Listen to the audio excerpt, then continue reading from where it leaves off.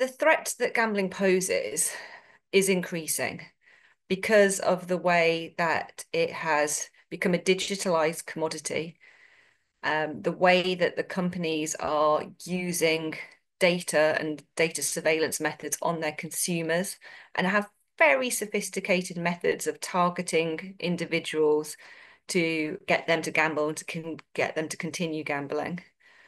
We see the expansion globally. We also see that the expansion globally is then not supported with strong regulatory protections.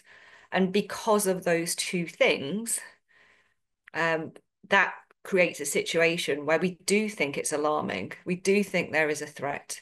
And we do know that for certain products, for example, our data showed for people who play online slot machines, 16% of that population were experiencing problem gambling. Like, this is not a small number. This is a lot. This is a substantial proportion of your player base experiencing harms, and that's one of the growth sectors globally.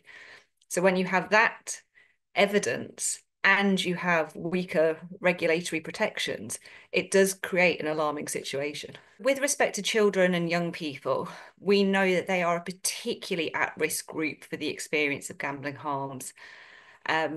One of the things that we did was that we reviewed gambling legislation globally, and there is an almost universal recognition that minors, children, should not legally be allowed to gamble, that they should be protected from the commercial gambling industry.